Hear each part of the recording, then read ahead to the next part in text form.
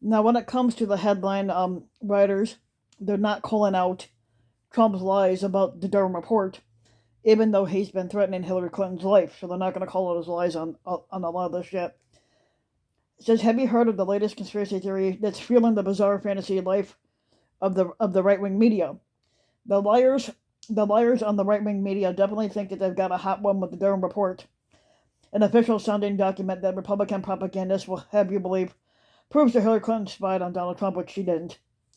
The report, however, is actually just that, a court filing made by John Durham, who's a right wing lawyer that was installed in the Department of Justice by Trump and then Attorney General Fat Fuck Barr for the obvious purpose of generating conspiracy theories to feed into the right wing media propaganda mill.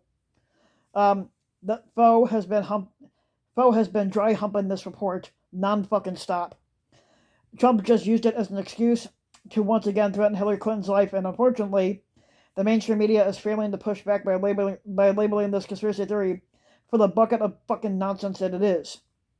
Now, mainstream media is letting the right's tendency to use confusing accusations and defense language to scare them off in a direct and clear description of lies as lies.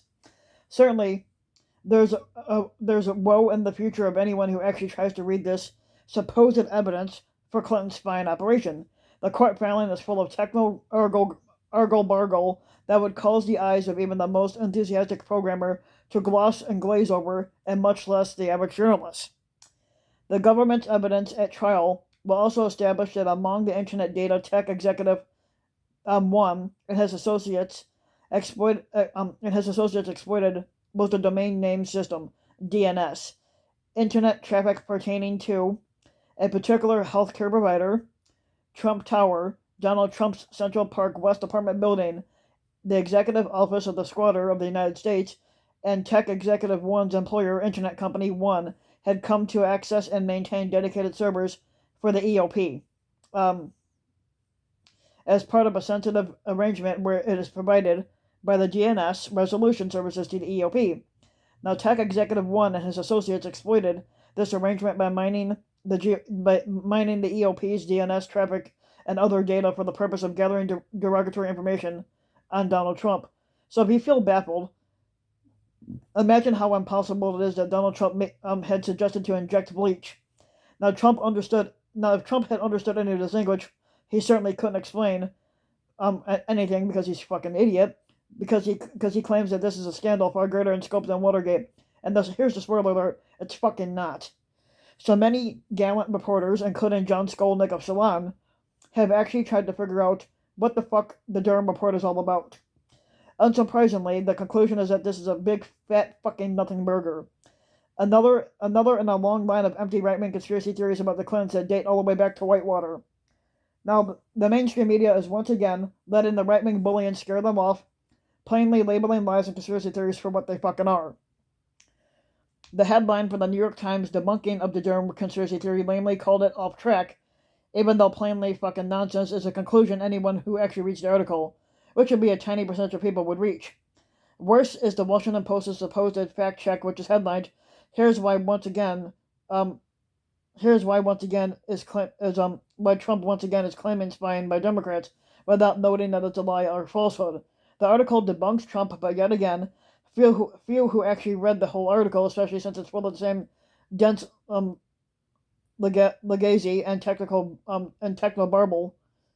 Worse is CNN simply had ran with this. Special counsel Durham alleges Clinton campaign lawyer used data to raise suspicions about Trump, and they repleted it with the one side says, the other side says style reporting, and without indicating that the Trump side is a bunch of fucking liars as usual. The failure to call Trump's lies out for what they fucking are is especially troubling in the light of Trump exploiting this conspiracy theory to call, once again, for the death of Hillary Clinton. It's kind of the sort of thing that directly endangers people by putting a target on them, as Aaron Rupert of Public Notice wrote, and it isn't just conjuncture. Trump sycophants have repeatedly attempted to kill, or killed people he has targeted with such rhetoric, going from the El Paso shooting to the Capitol insurrection, or the Capitol Klan insurrection, basically. In fact, there's already been one famous attempt on Clinton's life by a pro-Trump sycophant acting on their fake heroes rhetoric. The obtuse nature of the Durham report is a typical of right-wing conspiracy theory, as anyone can attest to who has tried to figure out what the hell Benghazi is all about, or what the QAnoners believe. These conspiracy theories are more elaborate than the family trees of the Game of Thrones, full of contradictions and red herrings, and impossible for even the people who are making this fucking crap up to follow along. And this is very much by design, because it works so well at gaming the flaws in the mainstream media. Now, for one fucking thing, the confounding nature of right-wing conspiracy theories scares off what we call would-be debunkers. As Charles Savage at the New York Times wrote, they tend to involve dense and obscure issues, so dissecting them requires asking readers to expend the significant mental energy and time. And that is energy and time most people don't have. And sadly, a lot of the even well-meaning people will not realize that this is a good sign that they can write the conspiracy theory off completely. And instead, they lean on the shortcut of assuming that this smoke must mean that there's a fire, and to help prop up the illusion of fire, the right has grown adept at putting an official seeming gloss on the smoke that they generate. Now, they use prosecutors and congressional hearings to make their conspiracy theories seem legit, which a lot of times they're not. Unfortunately, those strategies also indicate the media into not calling out lies for what they are, as evidence for the squirrely coverage that this conspiracy theory is getting, simply because it's being fed by a guy that was given an official Sunday job by Trump. Now, the right-wing media's non-stop abuse of government power to prop up conspiracy theories also serves as another function. It distorts the signal-to-noise ratio to the point where the average American can't find the signal in all the noise. Now, with the flooding of false accusations of conspiracies and spying and blackmail and election stealing from the right is meant to overwhelm people so they tune out the news entirely and just assume it's all a bunch of partisan nonsense. And that way, the actual crimes and conspiracies engaged in by Trump and his sycophants get lost in all the chaos. And it's aided by a media that is addicted to false equivalencies. A lot of people will simply assume both sides are totally fucking corrupt. Now, this is how Trump has always hidden his corruption in plain sight, and not by claiming innocence, but by arguing that everyone is guilty, and therefore he is being unfairly singled out by the deep state or the elite, or whatever the shadowy conspiracy term is, de jure and faux. It's almost certainly not a coincidence that Durham fed the right-wing noise machine these crumbs right as there has been a torrent of evidence that's being released pointing to every crime that Trump's committed.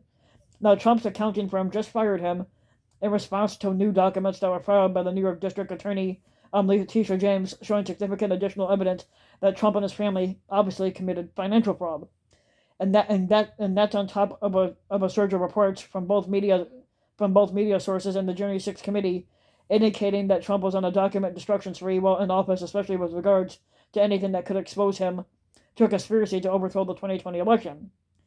Now, it's important to know that the relentless conspiracy theories and lies aren't just about covering up Trump's fucking crimes with the false everyone does it narrative. This sort of thing also feeds the long-term goals of authoritarianism, which feeds off of public cynicism and malaise. As Trump's sycophantic ally Steve Bannon notoriously said, the idea is to flood the zone with shit so that ordinary people get exhausted and they give up trying to fight the fascists. Rational discourse is the enemy of authoritarians because they know they cannot win in a reasonable debate based on facts. So their strategy is to make rational discourse impossible by spewing so many fucking bullshit lies and fucking conspiracy theories that it's impossible to tell from up or down or right from wrong. And unfortunately, the media is once again helping them get away with that fucking bullshit. So if you like the video, give the video a like and subscribe to my channel, RBW King. And if you want to support my channel even further, I have a Patreon link in the About section on my YouTube channel. You can support the work even further. And so there.